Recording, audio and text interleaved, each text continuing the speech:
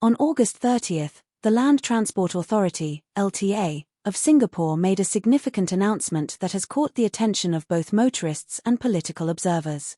Starting October 1, motorists who miss an electronic road pricing (ERP) payment will receive an SMS notification and be granted a 5-day grace period to make the payment without incurring the previously mandatory 10 Singapore dollars administrative fee.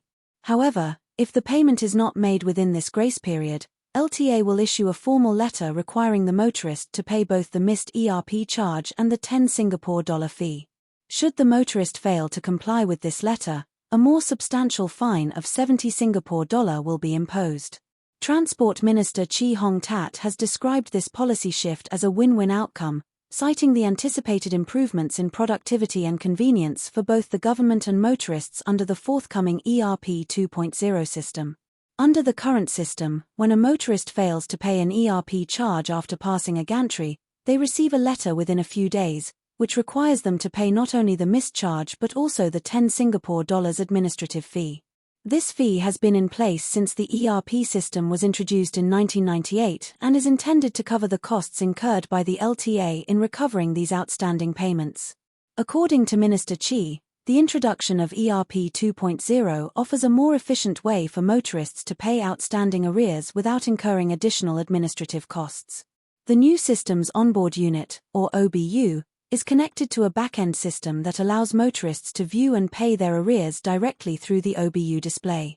This advancement means that there is no longer a need for LTA to send out letters, thereby eliminating the need to charge the 10 Singapore dollar admin fee.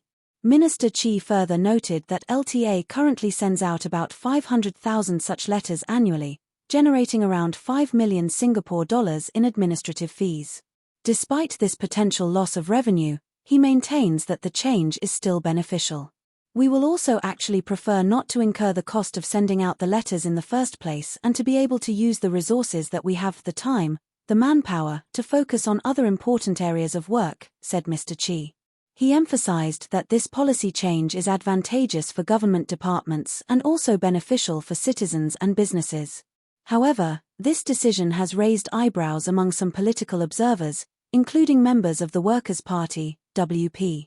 In a recent Facebook post, the WP revisited a parliamentary question raised by its Member of Parliament for Algenid GRC, Mr. Faisal Manap, back in January 2017. Mr. Manap had asked the then Transport Minister, Khor Boon Wan, whether the Ministry of Transport, MOT, would consider allowing motorists to make payments for failed ERP deductions electronically within a reasonable period of time after the failed deduction, without incurring the administrative fee or with a less punitive fee. At the time, Mr. Khor had staunchly defended the administrative fee as a necessary cost, emphasizing that it would not be fair for taxpayers to bear these costs on behalf of motorists. In his response, Mr. Khor explained that motorists who rectify their failed ERP deductions within 2 weeks of receiving a letter from LTA are still required to pay an administrative fee to cover the costs associated with processing the ERP violation, issuing notifications, and managing payments. He noted that the fee was 10 Singapore dollars for payments made by cash or check and 8 Singapore dollars for electronic payments, reflecting the lower administrative costs incurred for digital transactions. The contrast between the stance of Mr. Khor in 2017 and the recent policy shift announced by Minister Chee has sparked discussions about the consistency of government policies and the considerations behind such decisions. This raises several questions. Why the sudden change in policy now?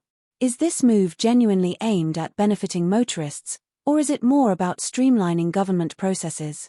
What do you think about this policy shift and the rationale behind it? We would love to hear your thoughts on this topic. Do you believe that the elimination of the 10 Singapore dollars administrative fee is a step in the right direction, or do you think there are other underlying reasons for this policy change? Please share your comments below. If you found this news coverage informative, don't forget to like, share, and subscribe to our channel, 2230, for more updates and in-depth analyses. Thank you for watching.